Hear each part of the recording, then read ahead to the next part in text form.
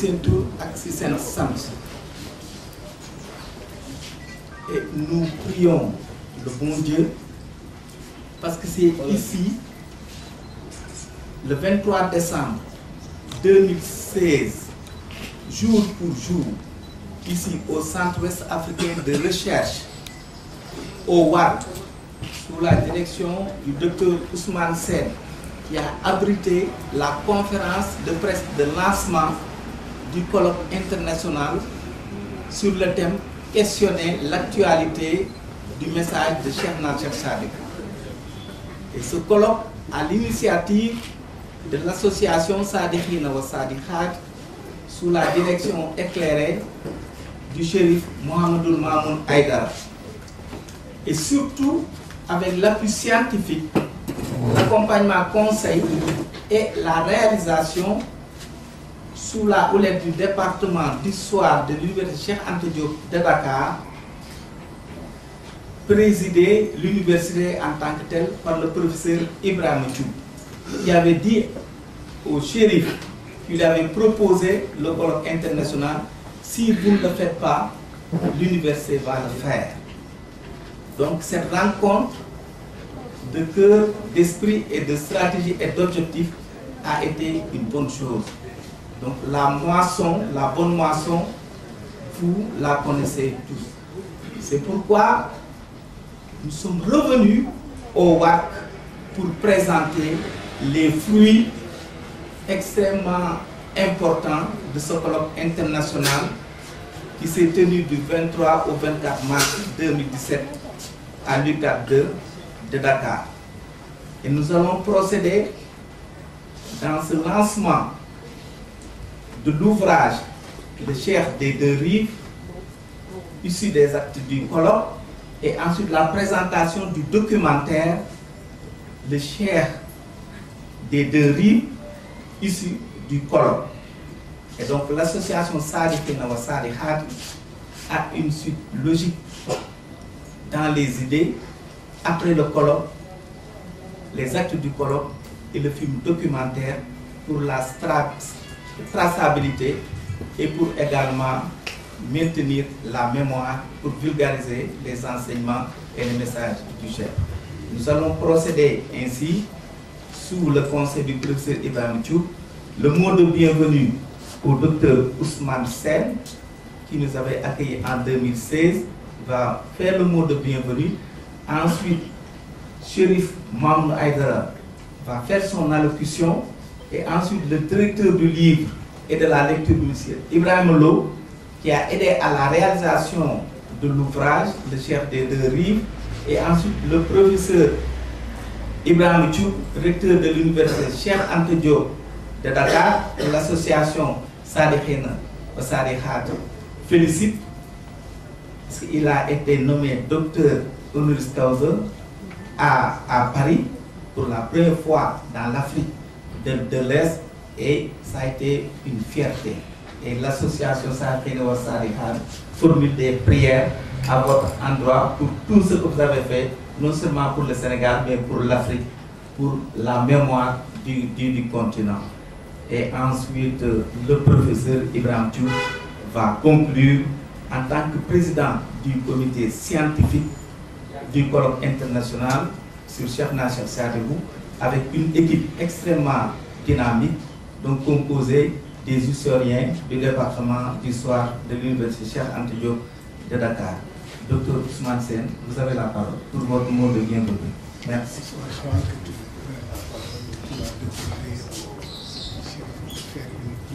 الرحمن الرحيم مالك يوم الدين إياك نعبد وإياك نستعين اهدنا الصراط المستقيم صراط الذين أنعمت عليهم غير المغضوب عليهم ولا الضالين آمين. اللهم ربنا أنزل علينا في هذه الساعة من خيرك وبركاتك ما أنزلت على أوليائك وخصصت به أحبائك وإغنى برد عفوك وحلاوة مغفرتك وارزقنا منك محبة وقبولا وتوبة نصوحا وإجابة ومغفرة وعافية تعم الحاضرين والغائبين الأحياء والميتين برحمتك يا أرحم الراحمين. اللهم لا تخيبنا مما سألناك ولا تحرمنا مما رجعناك واحفظنا بالمحيا والممات إنك مجيب الدعوات. اللهم إني أسألك يا أرحم الراحمين رحمة تهدي بها قلوبنا وتجمع بها شملنا وترد بها الفتن عنا وتصلح بها دنيانا وتزكي بها أعمالنا وتلهمنا بها رشدنا يا أرحم الراحمين. اللهم صل على سيدنا محمد وعلى آل سيدنا محمد كما صليت على سيدنا إبراهيم وعلى آل سيدنا إبراهيم وبارك على سيدنا محمد وعلى آل سيدنا محمد كما باركت على سيدنا إبراهيم وعلى آل سيدنا إبراهيم في العالمين إنك حميد مجيد. سبحان ربك رب العزة عما يصفون وسلام على المرسلين والحمد لله.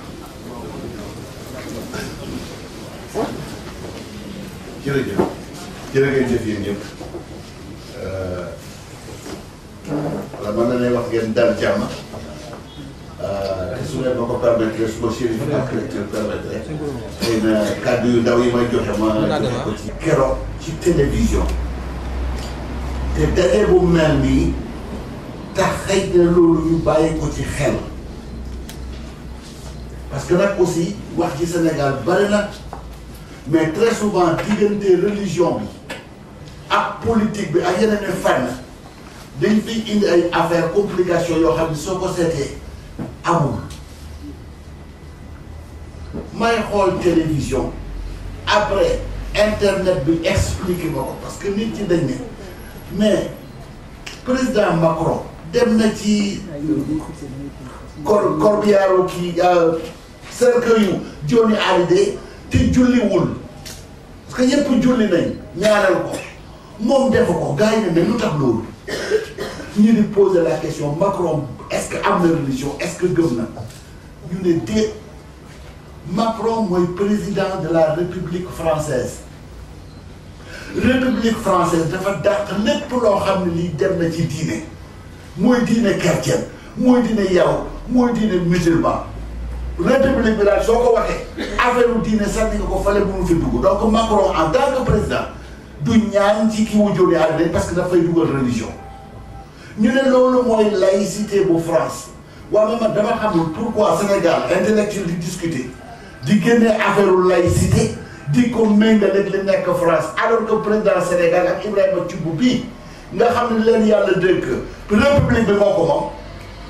kii moo njëkk a wax ne nañ ñaan université la de université bi gën a mag ci Sénégal ki ko yëlif mu ngi nii toog su fekkoon ne France am na fa recteur université du xalaat def ko mais kon laïcité lan la Sénégal est-ce que nit ñi mënuñ ko waxtaanee waxtaan wu sell pour que problème yi ñuy bëgg a indil fii diggante laïcité ak religion ñu teg ko fale parce que xam ne li ñuy wax du dëgg li nga fi nekk mooy occasion parce que ñu ngi nii nekk ci palais yi nga xam ne dañ fay gëstu tubaab wala gëstu moderne yaa ngi nii toog mun nañ fi toog toute la journée di waxtaan te suñu kàddu day ànd donc religion bi liñ fiy def ñëpp gis nañ ko nañ ci kontaan lool école yi aussi liñ fiy def lu rafet dañ ci kontaan mais buñ leen féewale loolu moo taxoon ngeen baal ma wax ko mais comme am naa assemblée bu mel ni pour que ñu bàyyi ci xel li ci des ñaar rek la wax na ko kii toog fii mooy recteur université yàqal na ma nag parce que man Chérif dafa ma bëggoon a invité fale te wax na ma déjà li ma jëncal waaw kii amul lu muy def ne mu ngi dem France dafay jëli prix ce qui fait que man ba ñi nga xam ne maa ngi ko doon daal ba pare dama obligé di sonn waaw mais nag ñaan naa Chérif ci suma bureau ne daal mbir yooyu daal mu dencal ma ko ba ma dellu comme ça ma barkelu ci waaw donc loolu la alors Ibrahima Thioub ñu sant ko ci lii nga xam ne ngànk na ko te def nañ ko te je crois que aussi bañ ko nommé recteur dama xalaatoon ne nii rek la mën a def parce que koo xam ne kii xam nga sa bopp pare gëm sa bopp xam mooy xam-xam bi mais gëm sa bopp mooy lépp li nga xam ne jógee na ci yow sa askan ak ñi nga xam ne ñoo ko boole il faut nga liggéey ci liggéey bu fort ñu tasaare ko pour que ñun ñu xam ñooy kan pour que ñu gën a fonk suñ bopp pour que développement bi ñuy wax am parce que soo gëmul sa bopp doo leen def donc Ibrahima merci beaucoup ñu ngi lay aussi berndeel ci sa docteur honoris causa parce que université bi la ko jox du como fale France alors li tax ñu dellu si fii loolu nag moom Chérif moo ko moom parce que fii lañ ko waxee woon waaye bi ñuy def cérémonie bi bi koy gars yi di mébét ne fan lañ koy def ndax dinañ ko def fan lañ koy def ñu ne waaw dinañ ko def bañ demee ci Chérif mu ne fañ ko mébétoon dañ ko nasee woon foofu la ñuy dellu muy fii ma am ci bànneex bu rëy nag voilà te di leen wax yéen ñëpp dal leen jàmm bon comme ni ma ko waxee normation kaddu warta bare donc maa ngi delloo kaddu bi et puis da leen dal leen jàmm war ke seen place la xool ngeen soxla ñu ñëw leen jërëjëf voilà. Merci. Merci, Dr Ousmane Sène. Maintenant, Assalamu alaikum wa rahmatullahi wa barakatuh. Monsieur le professeur Ibrahim Diouf, recteur de l'Université Cheikh Anta Diop de Dakar, Dr Ousmane Sène, directeur exécutif du Centre Ouest Africain de Recherche Ouest, chers professeurs du département d'Histoire et distingués chercheurs de l'Université Cheikh Anta Diop de Dakar, qui ont activement pris part au colloque international sur notre boussole, notre référence Cheikh Nechassa. Chers disciples du Cheikh, chers amis, chers parents, chers invités en vos rangs, grades et qualités. La cérémonie de lancement de ce bel ouvrage sur la forme comme dans le contenu intitulé Les Cheikhs de Deux Rives, qui nous réunit aujourd'hui, est un grand jour pour nous, car c'est ici au WARC, le vendredi 23 décembre 2016, exactement jour pour jour, que nous avons, avec le professeur Ibrahim Diouf, procédé lors d'une conférence de presse au lancement officiel du colloque international sur le thème « Questionner l'actualité du message de Cheikh Nechassa ». Du message de Cheikh Nechassa.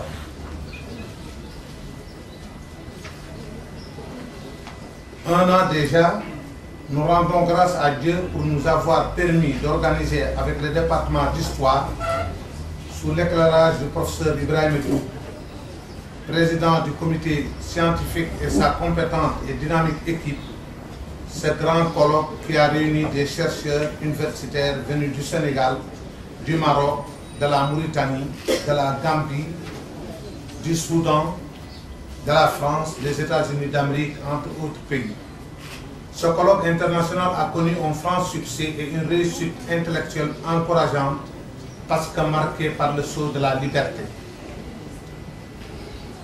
Des échanges libres et fructueux ont eu lieu entre les chercheurs et le grand public, venus nombreux pendant 2 jours, tellement les communications étaient intéressantes. Distingués invités, cet ouvrage que nous vous présentons est l'aboutissement d'un long processus qui commence en 2007, lorsque nous avons décidé, mes disciples regroupés au sein de l'association Sadiqina wa Sadiqat et moi, de célébrer le centenaire de la disparition de Cheikh Nechassa en 2017. Cette volonté fut portée à l'opinion à travers une déclaration dite de Nimjat Allah,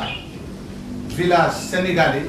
fondé en 1939 par mon père Cheikh Hadrami, premier petit-fils de Cheikh Nechassa à s'installer au Sénégal. Situé à 24 km de Saint-Louis et à 8 km du barrage de Diamant, dans la zone de Halla qui regroupe plusieurs villages. Cette déclaration a été lue en arabe, wolof et français le 3 février 2007 au cours de la Ziyara annuelle de Nimjat Allah. 10 ans après, à la suite d'un travail préparatoire minutieux, nous pouvons nous féliciter d'avoir atteint cet objectif. L'ouvrage, Les Cheikhs de Deux Rives, est le fruit des différentes communications des chercheurs émérites lors du colloque international co-organisé par l'association Sadiqina wa Sadiqat et l'université Cheikh Anta Diop de Dakar, tenu les 23 et 24 mars 2017 à l'UCAD 2. C'est pourquoi nous ne cesserons jamais de remercier sincèrement le professeur Ibrahim Diouf, recteur de l'université Cheikh Anta Diop de Dakar,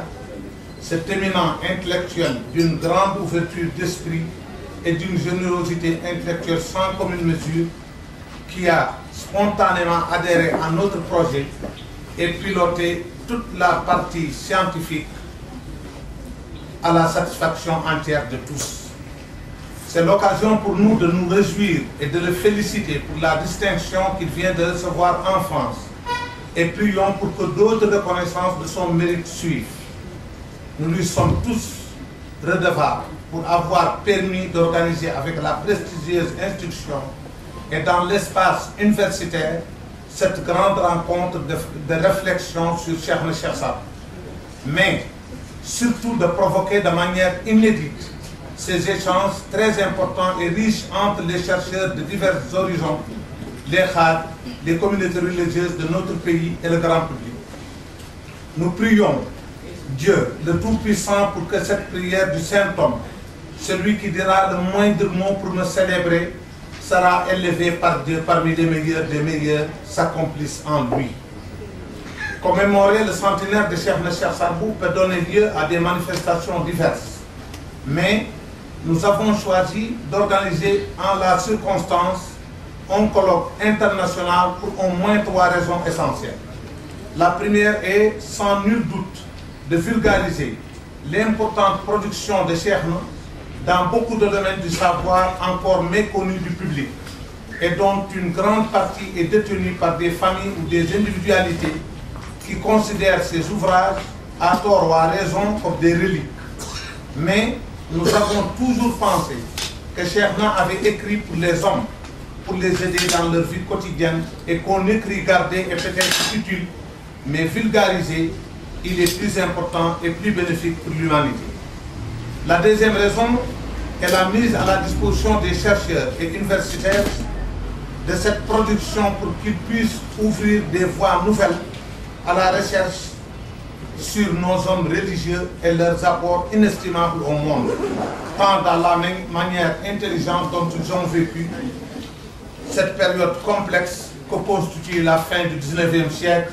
que dans leur génie à organiser et préserver leur communauté. La troisième raison est l'instauration d'un dialogue permanent entre les intellectuels et nos communautés religieuses qui permettra d'analyser les modèles que nos érudits comme Cheikh Cheikh Sadbou avaient proposés pour les actualiser et surtout rendre possible un ressourcement de notre jeunesse. Si ces objectifs sont atteints, nous serions alors comblés car seule la quête du savoir nous préoccupe et dans ce domaine, la contradiction est nécessaire. D'autant plus que quand deux mondes aussi différents que les religieux et les universitaires se rencontrent, il est inévitable que des incompréhensions naissent, nourries de l'ignorance ou de la connaissance partielle de certains domaines abordés par Cheikh. C'est pourquoi il est utile d'instaurer des débats qui concourent au progrès de l'humanité. Cela fera avancer la recherche et connaître la véritable dimension de Cheikh Cheikh Sadbou. C'est aussi pour cette raison que nous souhaitons que de nouvelles plages de convergence s'ouvrent afin de permettre de pareils échanges. C'est pourquoi je souhaiterais que l'on puisse trouver l'ouvrage de Cheikh de Derif dans toutes les structures qui pourraient assurer sa vulgarisation. Dans cette même dynamique, les chercheurs participants du Maroc, de la Mauritanie, de la France, des États-Unis d'Amérique devraient également être servis. L'essentiel pour nous est que les échanges se poursuivent avec cet ouvrage. Nous voulons enfin remercier encore le professeur Ibrahim Toum et l'ensemble de ses collaborateurs et tous ceux qui se sont impliqués pour que ce colloque de portée historique des 23 et 24 mars 2017 se réalise. Nos remerciements vont également à nos familles respectives, à la Khadriya Al-Fadliya, à la direction du livre et de la lecture, à l'ONG NOSAT, au Centre de recherche ouest-africain, aux presses universitaires de Dakar, à la direction de la cinématographie, aux amis et aux disciples pour la disponibilité et le soutien sans faille dont ils ont fait montre. J'ai pris pour tous que Dieu dans sa miséricorde infinie les couvre de sa grâce et accomplisse tous leurs desseins. Je vous remercie de votre aimable attention. Assalamu alaikum wa rahmatullahi wa barakatuh. dañu ciy sànni ay kaddu rek ci wolof kaddu yi maa ngi koy commencé ci waa kër doomu Cheikh na yi fi teew di leen wax ni kii toog seen kanam seen taalibe la deret ji wax dëgg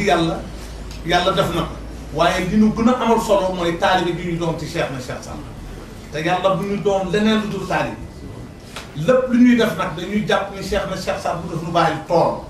ku nekk am nga sa waar te na ñu ngi góorgóorlu def seen kémt laay kattan pour waar bi nga xam ne seen waar la ñu def ci li ñu mën a def incha allah gannaaw loolu dafa am leneen lu xam te ne ñaan naa ko la famille chérifienne mi fi teew mais ñaan naa ko jullit yi fi teew yëpp ndax yàlla nag moo xam moom fu ko neex day dafa am garab su ko neexee daf ko ci séeréer te daf na ko ci séeréer bi ndax séeréer bi fii la ñu ubbee fii la ñu tëj su ko neexee daf ko ci keneen dama bëgg ñëpp ñaanal jëm ji toog Ibrahima Thioub kenn du moom Ibrahima Thioub wax dëgg yàlla amuñu safa yàlla dina la fay waaye li mu def aussi dafa ko pour Cheikh na Cheikh Sadbou wala pour Chérif Mamoun wala pour keneen liggéeyam la xam-xamam la lii mooy borom xam-xam boo pour man parce que xam-xam nag mun nga ko am waaye yéen jukko yi ku ko amut ku nekk wax dëgg yàlla man de xaw ma kan waaye man soxlawu ma sa xam-xam moom ku liggéey ak moom ku nekk daaw fii le 23 décembre 2016 dañuy def seen conférence de presse ren le 23 décembre 2017 ñu ngi nii teew ak yéen te lépp ak moom lépp ak Ibrahima mii gën nañu ko yàlla fay. Ibrahima moo tax livre bi am Ibrahima moom daf ñu déglu bari na nit ñu waxal nga wax ak ñoom soo waxee ba pare dëgg la Chérif wallaay ñaanal nga dem daañu kii bee dara waaye moom mii de wax dëgg yàlla na intellectuel u Sénégal yépp mel ni Ibrahima Thioub waaye Ibrahima Thioub dafa mel ni yàlla dafa ma boole ak Ibrahima yi te loolu nag du ñu jaaxal ndax fi ñu bokk alayhi salaatu wa salaam gis ngeen Ibrahima xalilullah du Umar ak moom Ibrahima Lo mii su dul woon moom dara du sotti gannaaw yàlla moom gannaaw yàlla li fi am yëpp tabaarakallah jàpp ne ñu ngi koy sant di gërëm ki nu dalal nag moom dama koy gàddul lii Cheikh na gàdduloon séeréer ga yow moom waxuma sax ñu gàdde lool yow moom xalaat sa xalaat la nimsaat sa nimsaat waaw xam naa ni balaa yàgg sax dana am yeneen yoo xam ne naa ko def ba ñu ñëw su fekkee ni c'est possible de venir ici et de le faire même au centre war ko incha allah ñu def ko ñu ngi ko lay nuyu di la remercier ku baax nga docteur Ousmane ku baax la moom ci wàllu boppam moo tax keroog ba ñu may wax man leen man daal su doon sama tàgg li ñu ko defee woon ubbee woon fii ci war ñu tëjee ko foofu bugguma feneen demuñu hôtel demuñu feneen parce que ñun lu ñu itteel ak lu ñu sal tul lenn lu jóg xam-xam te ci lu wér ni moom moo lal adduna bi moom yéen ñii borom xam-xam yi yaakaar bi ñu am yépp ci yéen léegi nag lii damay jàpp ni ça fait que commencer des na lu bari lépp lu xam ne la xelal ngeen nu ci fu yoon bu ngeen nu teg rek ñu teg je veux dire par là que sunu patron sunu chef di Ibrahima Thioub man c'est mon chef donc ku topp sama gannaaw c'est son chef lépp lu xam ne la wax nañu ko su boppam doon ñu def ko loolu tere ñu def yaa xamuñu ñu ngi seen gannaaw docteur Ousmane même chose Ibrahima Lo Cheikh Abdoul Aziz Kébé ak yeneen professeurs yi fi teew yépp ñu ngi leen di sargaal di leen jox cër bi leen yàlla jox borom xam-xam du moroom borom xam-xam yàlla daf ko cëral dañu leen war a cëral dañu leen war a déglu xamuñu wala boog man xaw ma man dama bokk ci ñi xamul. soo xamul nag. soo xamul. waaw keneen xamul. boo xamul nag da ngay déglu ñi xam di sant ñëpp di gërëm ñëpp waaye di remercier aussi la direction UGA Jazz la direction de la cinématographie ñoom tamit jàpp nañu ci liggéey di remercier taalibe dëgg la waaye nag def na lu am solo ci documentaire bi mooy Diadji Touré mii toog ñëw nag ci sama njaboot ñëpp samay njaboot lañu waaye dafa am ñoo xamante la dañuy sës rek ci man muy ku mel ni Alassane Cissé journaliste c'est le meilleur journaliste du monde. Je dirais l'année dernière, j'avais dit l'année dernière que c'est le meilleur journaliste sénégalais. Aujourd'hui, j'ai dit du monde. Ça n'engage que moi. Ak Cheikh Adrami Diakhaté. Ah, si on nous dit Cheikh Adrami Diakhaté, comme en 30 ans, je l'aurais fait. Hein? Ah, c'est sûr. Nuit et jour, man ak ñoom tabarakallah ak taalibe yëpp ak ki nga xam ne aussi moom laa jagleel bés bi dama ko jël ni mooma parce que man noonu laay liggéey ku nekk damay jël dara jox la ko ci taalibe yi dafa am ziyaar bu ñuy def xàllaa at ku nekk ku tudd Cheikh Djibril Diagne moom laa mooy ko yore su ñu nee ziyaar ni Cheikh Djibril waaye lii ñu def yëpp on travaille en fait pour un taalibe c'est Cheikh Abdou Kiyaw Darfour et qui est un promotionnaire à Ibrahima Thioub ñoo defandoo licence ba ak Ibrahima Lo kon maa ngi sant ñëpp gërëm ñëpp ñaan ñëpp ñu ñaanal nu yàlla ñaan doomu Cheikh na yi fi nekk ñu ñaanal nu yàlla ñaan liggéey bi gën a avancé cheikh yi fi teew xaadir yi tijaan yi murid yi jullit yi suñu nee jullit on est des frères jaratul sax waxu tariqa te loolu la moo doon doxalul Cheikh na Cheikh Sadbou Cheikh na amul xaj ak seen ñëpp jabootam li ndax Cheikh na Cheikh Sadbou rasulullahi maam mbokk yi xarit yi am di jàmm yi kontaan nañu dama kontaan lool Ibrahima ba ma gisee démbali bi ba téye na man noonu laay doxale bu ma koy téye ma ne ah c'est sûr là le livre est là donc je suis satisfait ma doy merci voilà. dañoo jëm a jàpp ci liggéey bi rek comme ça ku ne ñu jël fi kàddu incha allah daañu ko def ànd ceeg mbégte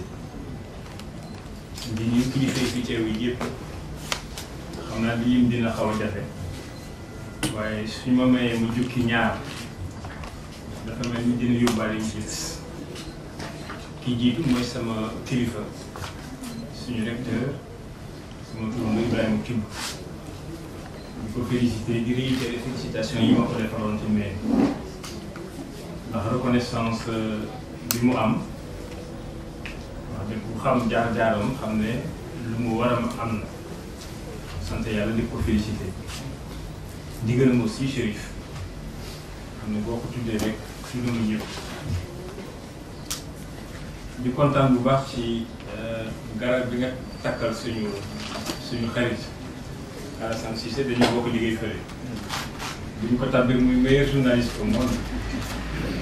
loolu dañ ciy kontaan bu baax ndax li ñu yàlla boole ñi koy liggéey gis nañ ci taxawaayam muy taxawaay bu rafet te matali li ci des projet bi dafa egg si ñu jàpp ci rek dañ cee jàpp nag ànd ak cawarte bu ma sëkk ndax wax naa ko Chérif ñu njëkkee toog comme sañu ñoo bañ a jàpp ci xeetu liggéey bi demee nii buñ ci gisee boo xam ne dafay jëriñ doomu aadama tey di ko jëriñ ëllëg mu dëppoog suñu pas-pas loolu dañ ciy gën a sawar li ma wax ji ci des vraiment di féliciter bu baax presse universitaire de Dakar ndax néew na ñuy jëflanteeg éditeur dëppoo ak moom ci respecté yenn délai yi maa ngi respecté ko na mu gën a rafete li dafa am solo def liggéey bu toll nii diggante mars ak léegi nga fexe ba ñu dajale ko mool ko mu génn Sénégal mën ko jëriñoo àddina mën ko jëriñoo loolu lu mat a rafetlu la li daal laa ne woon mënta ñàkk ma wax ko vraiment di leen jottali félicitation ministère de la culture ministre bi dafa jàpp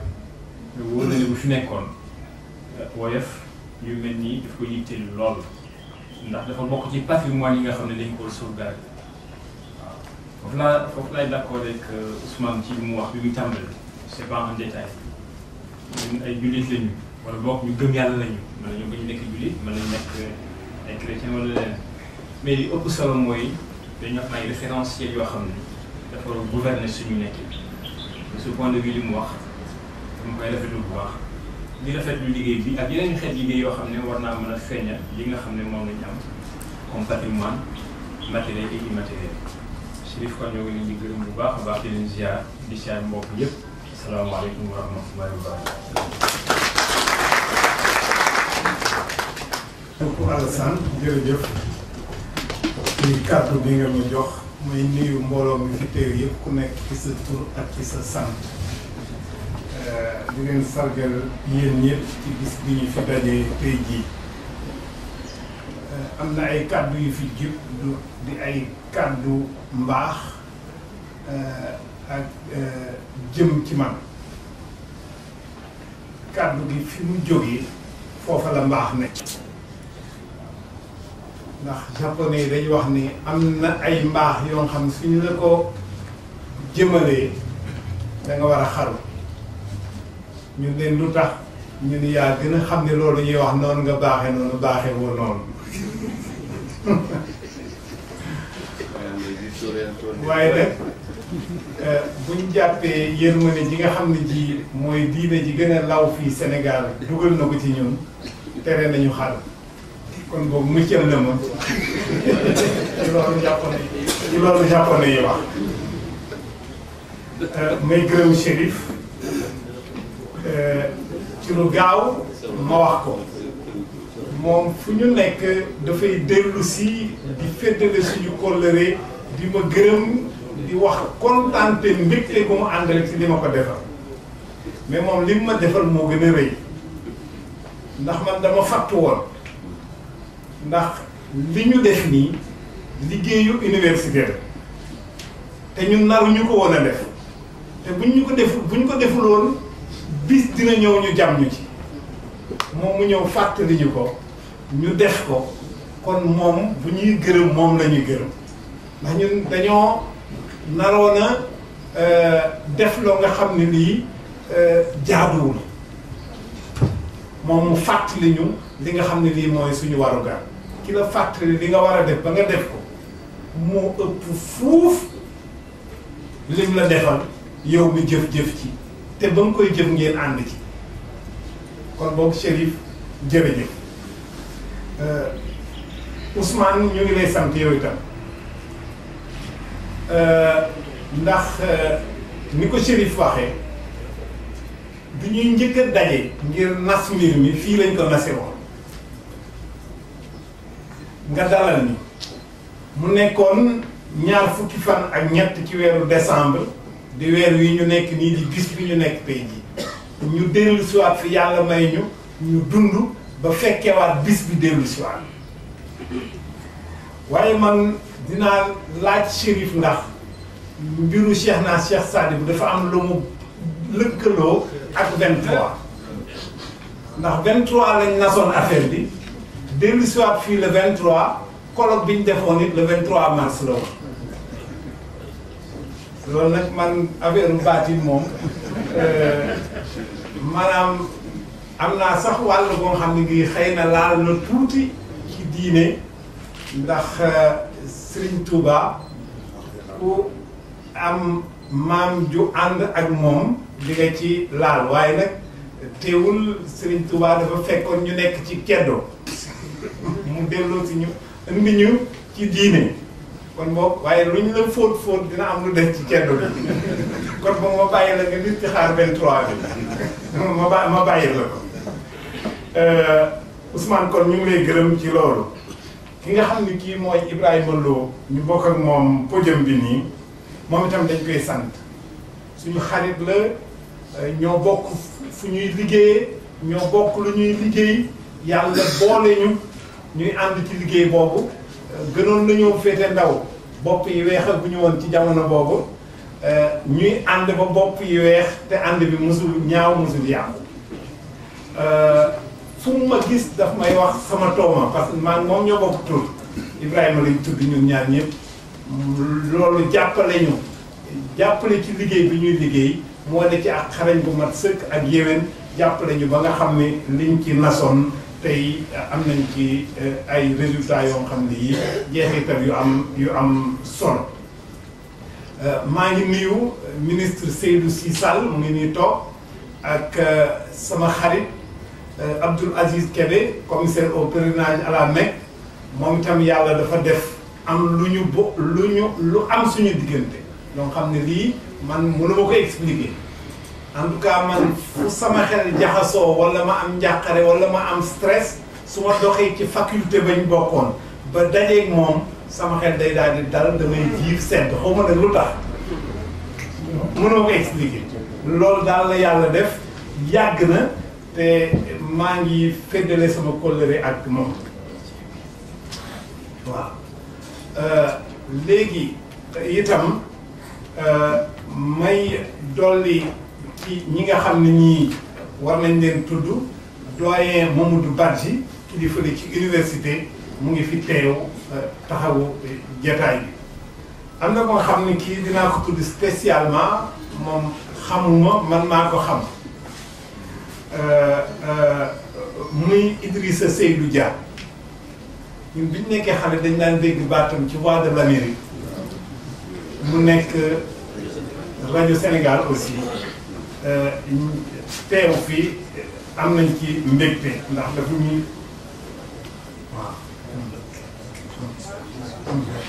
waaw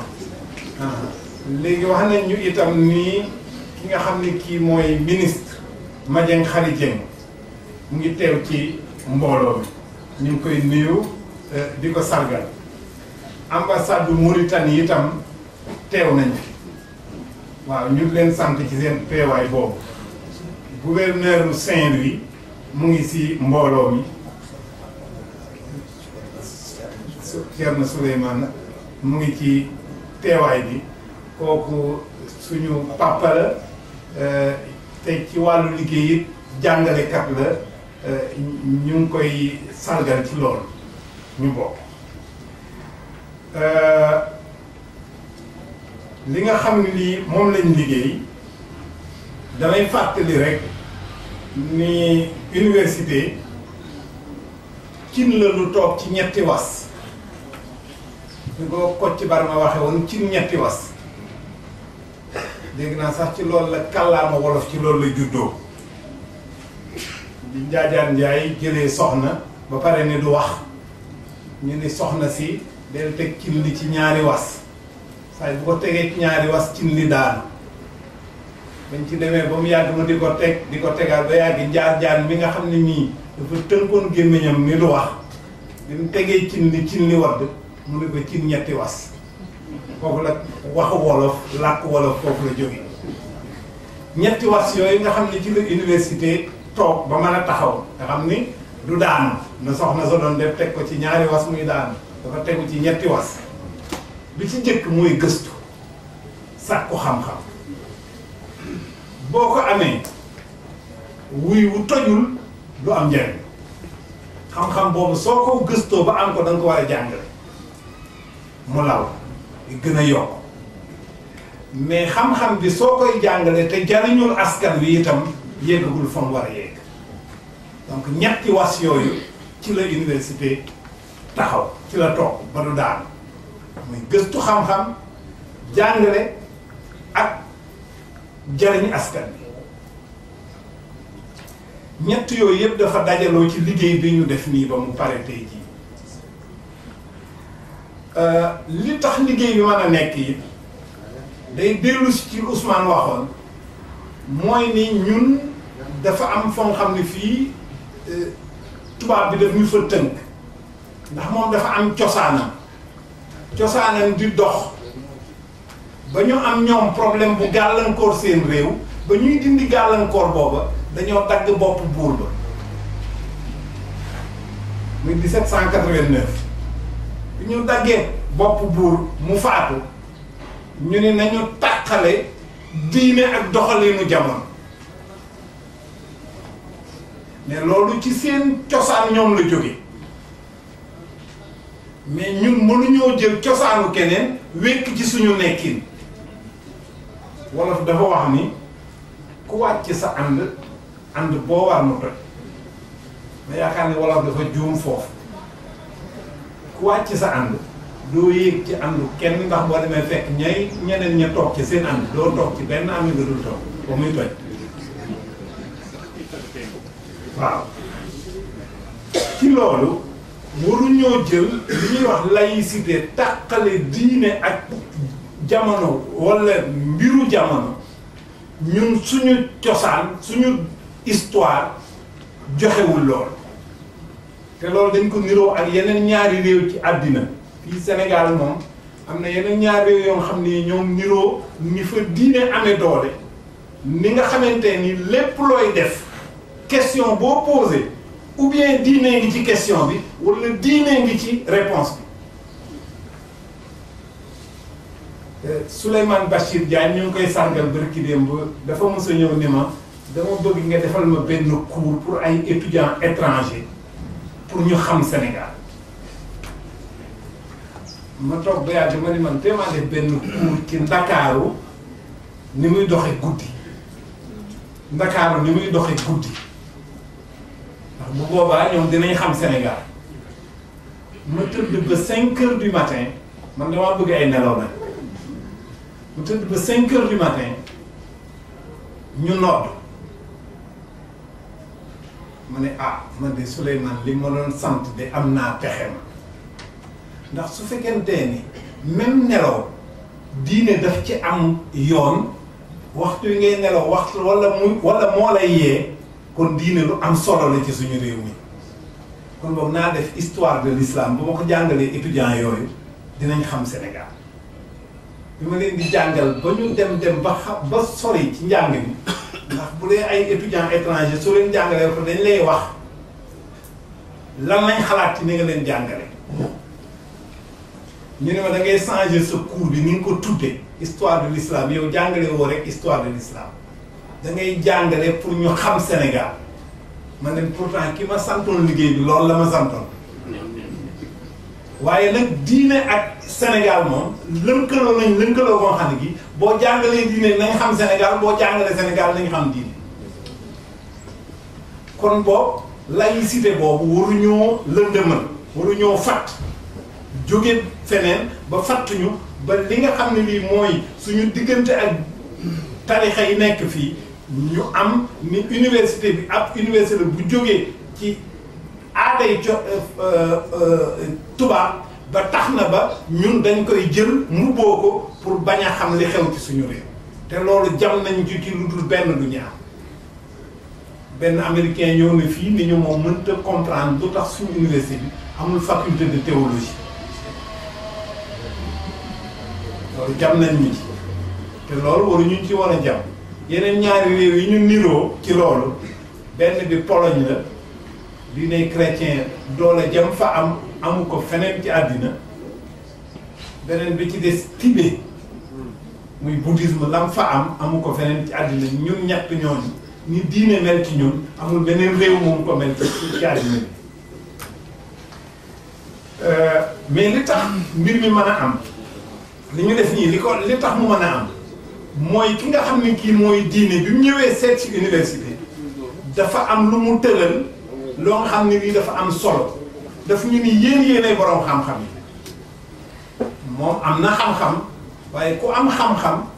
allah kulli alin di nga wàcc sa bopp ku oyof ngay doon ci woyofam mu nañu yéen a am xam-xam kon boog yéenay wax ci Cheikh na Cheikh Saad waaye nag bu ngeen ciy wax li ngeen ciy wax ñun waxe leen ko ni ngeen koy waxe ci université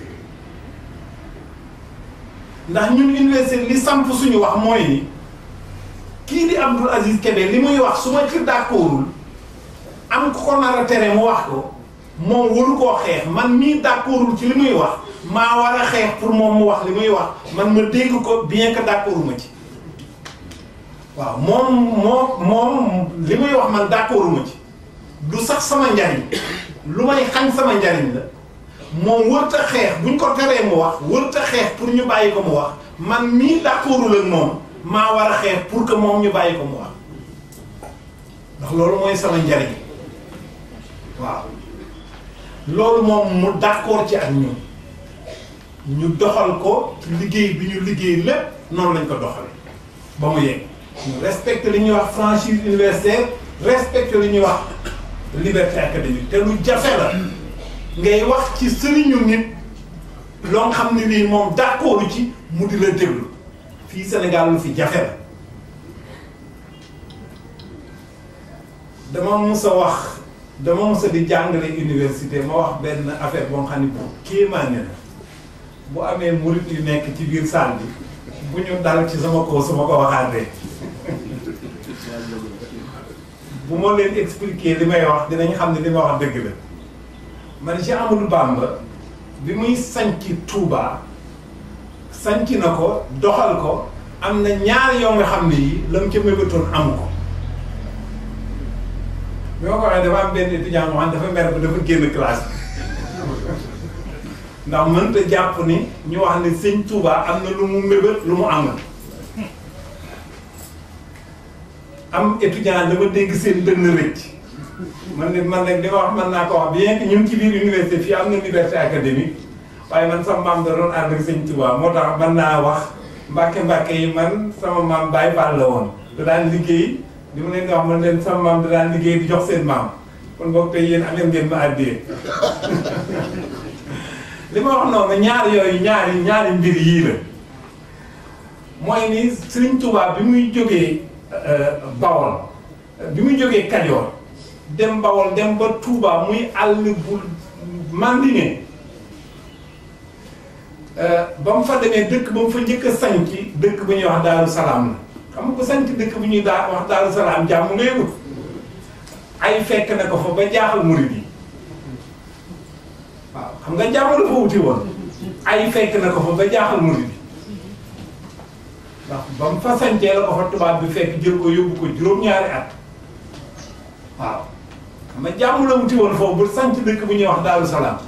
ay fekk na ko fa ay booba ndamam génn na ci ñaareel ba mu fay dem wéete ko fa yóbbu woon defe naa tey jii wéetaliku na fa lool bi ma leen expliqué loolu étudiant bi dafa dellu soit jox nga ñaari loxo donc université yaatu googu ñu yaatu nga xam ni kii wax soo d'accordul ak moom li nga muy wax itam da nga koy déglu moom daf ñu ko may moo tax liggéey bii mën a sol bi ñu dajee ay borom xam-xam yu jóge ci réew yu bëri lañ ñi jógee Maroc ñi jógee Mauritanie Gambie États-Unis Soudan comme ni ñu ko fàttalee ñu def colloque bu am solo waxtaan ci mbir mu am solo waaye bala maa jàll ci loolu ci mbir mi ñu doon waxtaanee dinaa wax ni comité d'organisation bi Alassane mu nga ca woon Alassane Cissé Cheikh Adramé ñu jàpp ci bu baax a baax Chérif tudd na leen ñoom ñëpp léegi waaye dafa am kenn koo nga xam ne kii man dama koy beral ak tuddam yaakaar naa ne gisuma ko waaye yaakaar naa ne mu ngi fii muy Mbathio Diaw waaw Mbathio Diaw moom jigéen la waaye pas-pas bi mu àndaloon man daf ma yéem bi ñuy def colloque bi gis naa ko benn bis muy dox ànd ak farlu ak pastif di yéeg escalier yi nekk UCAD 2 ma di ko xool ba yàgg ma ni ku bëgg a def développement il faut nga xool lan mooy culture ñi nga bëgg a développement ndax kii ni muy doxee nii pas-pas bi mu àndal farlu gi mu àndal diine rekk mën a def lii ci nit. Baatu. est-ce que mu ngi fi waaw mu ngi nële.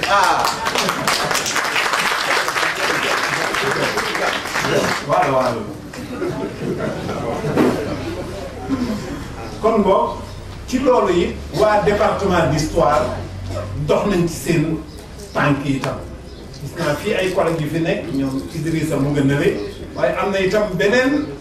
soxna bu nekk fii bu dend ak moom Mbathio ñoo bokk ay mbir muy soxna Sané. bu jógal soxna. waaw moom itam liggéey na ci liggéey bu farlu ndax moom bu la nee boo ko nee bu subaa nañ dinañ def nangam bu 10 heures jotee bu asamaan setee 8 heures dina la ko fàttali te bu 10 heures jotee fa ngeen joxe rendez-vous moo la fay jiitu 1987 defe naa la nekkoon sama étudiant ba tey jii musuma ko wax defal nangam bi sàngam lañ koy def waxtu sàngam lañ koy def te fàttaliwuma ko te jiituwuma fa bi ma koy yor licence la nekkoon diggante bi def na fi thèse 3e cycle c'est l'une des plus grandes spécialistes ak ni muy tuuti nii yëpp l'une des plus grandes spécialistes des armes du contrôle des armes en Afrique waaw léegi ci xam am na militaire yoo xam ne xamuñu ko ci waaye bu mu jógee ci thèse 3e cycle boobu def na benn thèse d'état sur la protection des végétaux avant nit ñi di wax ay réchauffement climatique ay écologie yooyu moom def na déjà thèse d'état ci loolu kon boobu moom itam ñoom ñaari soxna yooyu maa ngi leen di ñaan ngir ñaanal leen bu baax a baax a baax a baax waaw yàlla jëmale leen kanam sàmm leen bi colloque bi jeexee dañu bind laajte ñi ñëwoon ci colloque bi yëpp nañu ku nekk yónnee li nga xam ne moo nekkoon sa communication li ëpp yónnee nañ ñi loolu it Cheikh Adramé liggéey na ci lu am solo ndax man fa ma nekk recteur liggéey bu xaw a yéene la tuuti am na ay coono yu fay nekk yoo xam ne yii bu la njattee am na lu bëri di nga ko fàtte mais moom noppiwul di ma fàttali googu mooy fàttali tax na ba mën nañoo dajale lépp li ci waroon a génn ci colloque bi ñu dajale ko ba mu jur téere bii tey jii téere bi ñu jotee article yëpp am nañu ci liggéey ki jiite woon liggéey boobu Alioune Badara Diané la professeur lettres modernes la mooy directeur des presses universitaires de Dakar moom moo toppatoo mbiru móol bi ba mu doon ab téere moo liiraat document yépp ba mu des texte yi nga xam ne yi arabe lañ leen bind. lu jóg ñu tàcc ko lu jóg. Alioune Diané yaakaar naa ni ci mbooloo non du sa loxo bi moom moo doon liggéey sa bopp doon liggéey moom la ñu voilà moom mooy directeur des presses universitaires de Dakar gis ngeen ko temps yi ci télévision moom mooy jiite jury ñu doon joxe prix du président de la République pour les arts et les lettres moom mooy président jury bi waaw léegi wax naa leen ko direction du livre et de la lecture itam jàpp nañ ci liggéey bi bu baax a baax ba mu sotti moom Ibrahima Lo mi moo ko jiite ñu mool téere bi tudde ko le chef des deux livres loolu titre boobu benn ci communication yi moom lañ titré loolu Rahal Boubri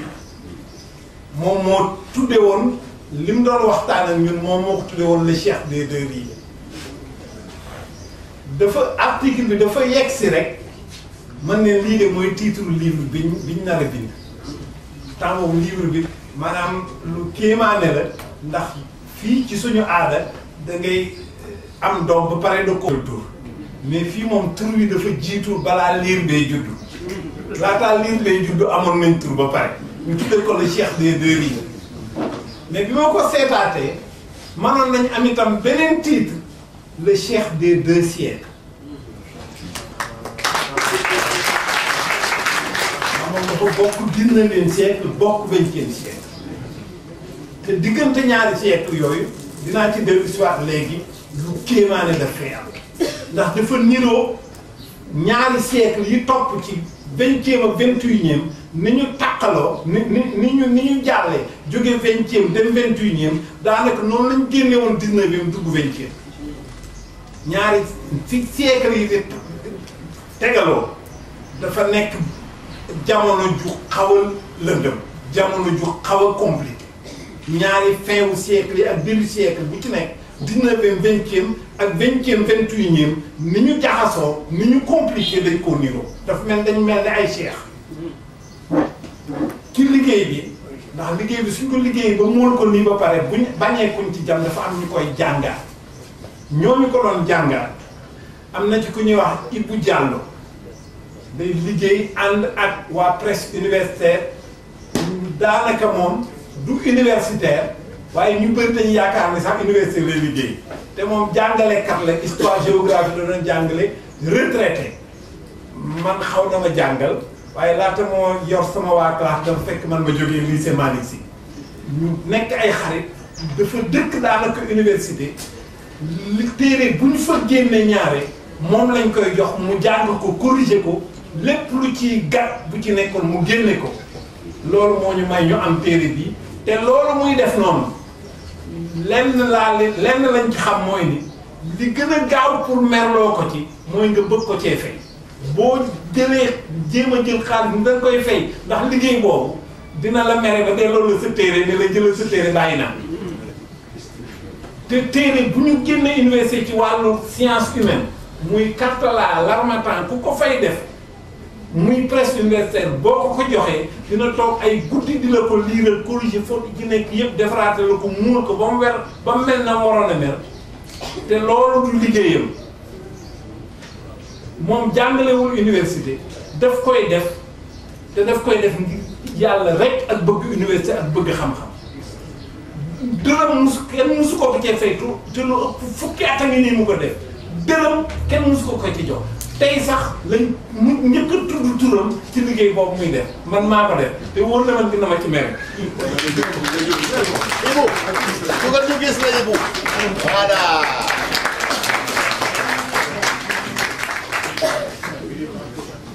ma koy jékkalu ci loolu mu tudd fii turam sax ci wax ci noonu ndax loolu moom wóor na ma ni moom gënalu ko yàgg nañ nag maa ngi moom.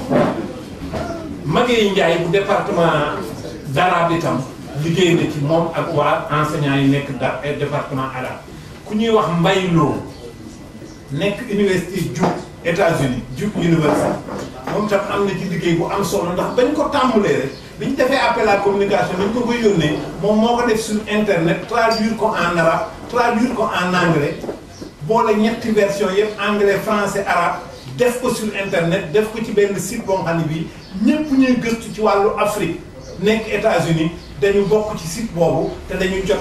xibaar bi ñooñu bi ñu jotee xibaar bi ñu ci bëri jokkoo nañ ak man loolu ku ñuy wax Mbaye Lo nekk Duke University moom moo ko def ñu gërëm ko ci loolu nga xam ni def na ko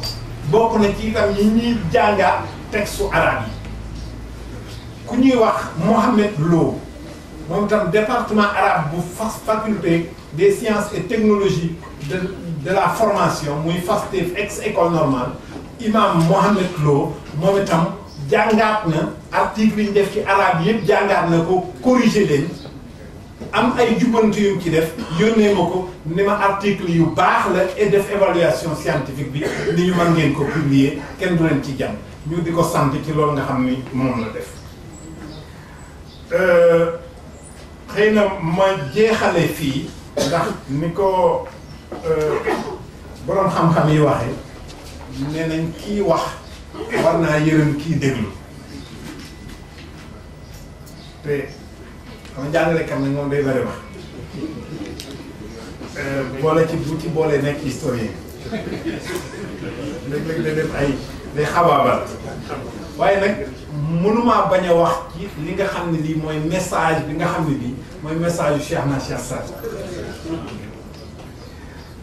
loolu bokk na ci li tax universitaires yi waroon na def liggéey bii ñu def nii man première fois bi Chérif ñëwee seet si ma bi mu demee dama dem sur internet di seet lan lañ ci jotagul a wax ma tombé ci benn lettre bi ñuy wax nasiha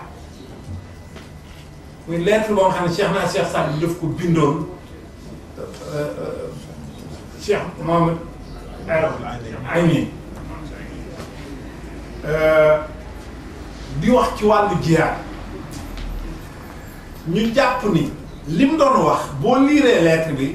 ndax lettre boobu dafa am ay taarix yu am solo yu ci am ndax bi mu ko bindee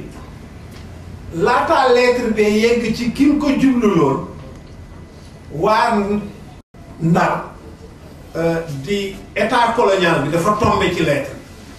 lettre bi yéem leen ñu tekki ko ci français au lieu ñu jéeg bàyyi lettre bi mu jëm ci ka mu jëmoon ñoom dañ ko teg ci français diffuser ko très rapidement mu ngi nekk fii traduction française bi mu ngi fii IFAM am nañ yéene bu ci Chérif àndee am nañ yéene lettre boobu dafa am solo boo xam ne kii war nañ ko jël noonu ñu ko tekkee woon ci tubaab ñu ànd ak waa département d'arabe liggéeyaat ci tekki gi def ko une version française anglaise ak arabe publier ko loolu war nañ ko def suñu waru gar la ndax lettre bi soo koy jàng dafay mel ni da ngay seetaan tey journalu 20 heures te biñ ko bindee 1906 la woon te tey boo koy jàng dafay mel ni yaa ngi seetaan journal télévisé li mu doon wax lépp tey jii la gën a am mu def ci benn argumentaire boo xam ne bii da nga naan kii argumentaire universitaire la argumentaire bu solide la danaan yaa wax lii loolu nga wax nii laa ko déggee ci lii aw na yoon manees na ko wax ndax wékk nga ko ci nangam ak nangam ak nangam waaye dangaa fàtte nangam ak nangam ak nangam ak nangam boo demee ci béréb sàngam ba mbir mii niroog lii xewee nii la ko waa ñooñu borom xam-xam yooyu nii lañ ko gisee woon nga dem béréb sàngam fekk fa mbir mu xaw a méngoog lii ngay wax nii amoon na borom xam-xam yoo nekkoon nii lañ ko saraawoon di ko def te li ñuy wax intellectuel noonu lay raisonner raisonnement boobu raisonnement bi ni mu dëgëree man bëggoon naa étudiants yi de sciences humaines yëpp di argumenter noonu argumentaire bu yéeme la loolu moo tax war nañ ko tasaare mais du argumentaire bi rek moo am solo ci lettre boobu li gën a am solo mooy ni mu résoudre problème violence dafa am loo xam dañ ko caa jële sax bind ko fii ñu wax ni man dama waxoon ni phrase bi dañ koy war a yóbbu Nations Unies def ko ci siège Nations Unies ñu bind ko fa celui qui prend les armes s'éloigne de la vertu dafa dëppoo ak jamono wax boobu ku jël ngànnaay dëddu nga ak nite ku jël ngànnaay dëddu nga ak nite loolu man maa ko tekkee noonu ci wolof celui qui prend les armes s'éloigne de la vertu bi ma koy tekki sama benn xarit boo xam ne bii moom latin ak grec lay jàngale laa ko laaj ma ne ko Pierre Sarr la tudd mooy doyen faculté des lettres et sciences humaines ma ne ko waa Pierre Sarr lan mooy vertu mu tontu ma léegi sama téléphone la ma tontu boor yi midi ni ma vertu ci latin la jóge mooy nit mais daf caa jógee di tekki fit di tekki luy jariñ nit di tekki mbaax di tekki jubal man ko kon man su ma ko dee tekki ci wolof dama koy tuddee nite ndax nite mooy liy jariñ nit wolof wax na ko waaye léegi dégg ba dafa des dañ naan nitay garabam waaye waxu wolof ba dëgg nitey garabam la nite mooy garabam nga nekk nit ndax man ngaa nekk nit ba pare am jikkoy bàyyi ma li gën a gaaw jox la jikkoy bàyyi ma nag mooy nga jël ay ngànnaay loolu moo tax bi ma waxee ni li vertu di tekki ma delloo si ko ni ko kon boo ku jël ay ngànnaay dëddu nga ak nite phrase boobu ñëpp war nañ ko dégg ñu saraa ko ñu nit ñi xam ko mu am njëriñ te itam ba mu koy wax jamono ji mu ko waxee jamono ju jafe la woon jamono joo xam ne ji day ëlëm xel mooy génn nañ ci jamono yi ñuy wax njaayum jaam dugg ci période boo xam ne dañ ñu tubaab bi dafa ñëw noot ñu ki génn ci njaayum jaam nasax na nasax boo xam ne gi société ba askan wa nasax nañ nasax boo xam ne gi wax ak ñoom sax day jafe nga jóge ci lu tare ni ñu di la jaay nga doon jaam lu tare noonu nga génn ci rek am ku jógee bitim réew ñëw jël ay ngànnaay noot sa réew fas yéene wëlbati la bala doon sa aada nga tàggoog moom xam nga ñaar yooyu amul dara lu gën a jafe lool te dañoo jóge ci biir rek tàbbi ci beneen muy jamono bu compliqué boo liiree ci archive bi day mel ni africain yëpp ci jamono yooyu dañoo yenu seeni bagage di dox di wër di tambaambalu xamuñu fu ñu jëm léegi nag seetaan leen télévision bu ñu la nee Congo République démocratique du Congo nga gis koo xam ne kii këram lay yenu nga doon bagage am yëpp mu yenu ko ci boppam ñu dox àndandoo def coggal di dem te loolu li ko waral mooy ni ñu jógee ci 20e siècle dugg ci 21e siècle dafa niroo lool ni ñu jógee woon 19e siècle dugg 20e siècle donc contexte yu jafe la yoo xam ne yi xel day lëndëm ci jamono yooyu donc xel yi leer ba mën a leeral jamono ba wan nit ñi fan nañuy jaar ba génn ci jafe-jafe yooyu loolu lu jafee am la moo tax tey jii ak lëndëm am na kon boog moo tax ñu war a delluwaat jàngaat loolee nga xam ni moo doonoon caabi ji ba ñuy jéggi 19e siècle dugg 20e caabi jën ñu joxoon war nañoo jëlaat caabi jooju xool naka la ñuy tëggee caabi jooju du ubbiwaat suñu jamono jii de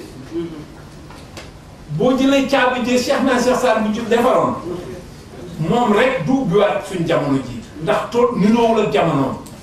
ñun nag dañuy jël caabi jooju xool na nga ko tëggee woon ñu tëgg suñu caabi ñun ñii man ci ubbi suñu siècle bi nga xam mooy suñu siècle maanaam cosaan du loo xam da koy delloo dekkilaat ko man koo jëfandikoo pour régler sa problème mu tey jii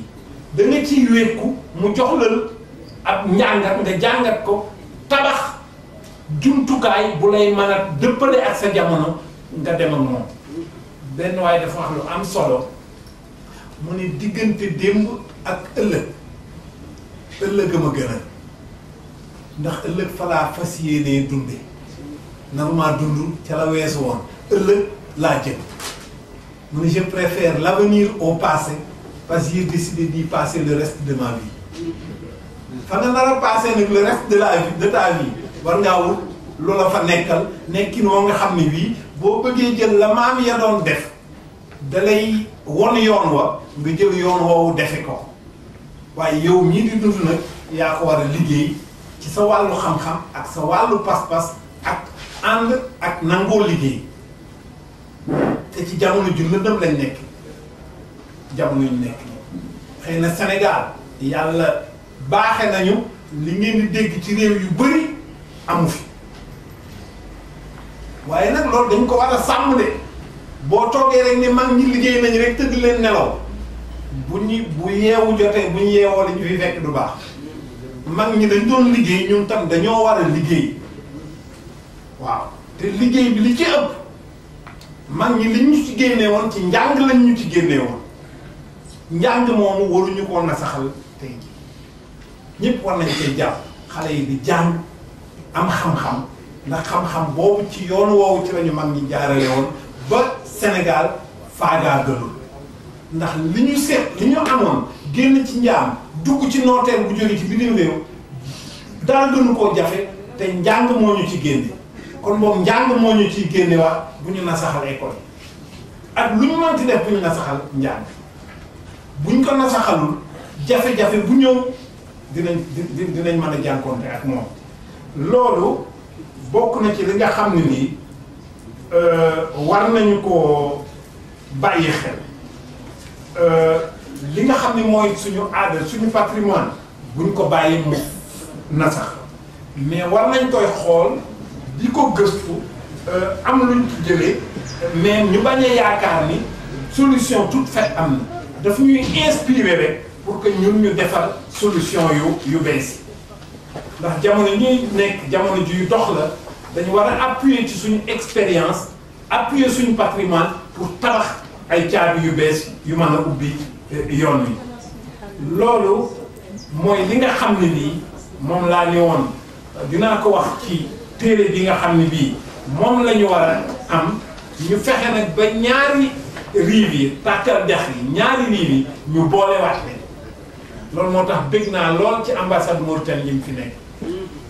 ñu boolewaat réew yi Gambie itam ci ñi bind téere bi am na ci koo xam ne kii waa Gambie la muy Assane Sarr donc ñu lënkalewaat suñu réew yi ndax avant que tubaab yi di ñëw di ñu noot dafa am nu ñu booloo woon noonu la ñu booloo woon xëy na mënatul a nekkaat mais mën nañ ko liggéey ba amaat ci ndam muy foo nga xam ne fii fi la mag ñi nekkoon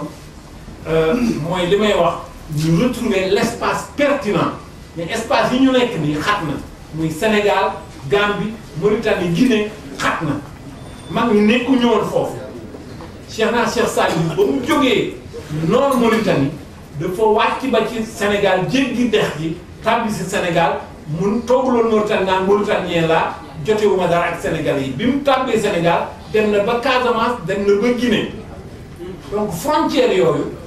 boo xoolee frontière religion yi dafa dëppawul ak frontière politique yi frontière aada yi dëppawul ak frontière politique yi ni ñu tëjoo noonu ci frontière politique yi diggu politique yooyu ni ñu ci tëjoo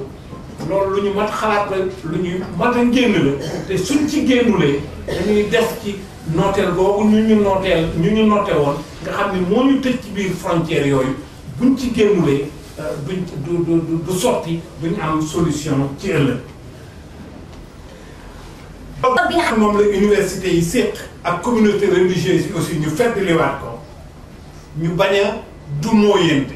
bu ñu dumóoyante dara du sotti kon boobu loolu mooy li nga xam ne lii moom laa ne woon dinaa ko indi muy sama wàll ci liggéey bi ñu liggéey di santaat ñëpp di gërëmaat ñëpp di jéggulu ci li nga xam ne lii mooy xëy na kàddu yoo xam ne xëy na tegginuwul wala am na ku mu blessé maa ngi jéggulu ñëpp di sant ñëpp ci seen teewaay Chérif jërëjëf. Intense Foyer Spirituel a accueilli en février 2007 un grand événement religieux à la gloire de Cheikh Nasher Sadwabi sous l'égide du shérif Mohamedoul Mamoun Haïdara, fils de Cheikh Hadrame, fils de Cheikh Abkhana, fils de Cheikh Nasher Sadwabi. C'est au cours de ce grand rassemblement religieux que le guide spirituel shérif Mohamedoul Mamoun Haïdara décida de célébrer en 2017 le centenaire du rappel à Dieu de Cheikh Nasher Sadwabi. Donc c'est à Nimzat Halar que la décision de haute portée a été prise en vue de partager et de vulgariser les œuvres et enseignements de Cheikh Sadwabi pour l'humanité. La nuit spirituelle de Nimzat Halar avait rassemblé la famille du shérif Mohamedoul Mamoun Haïdara ainsi que celle des disciples qu'il a élevés au rang de cheikh. Réalisation du centenaire du cheikh en 2017. Réaffirmer l'enseignement et l'héritage de Cheikh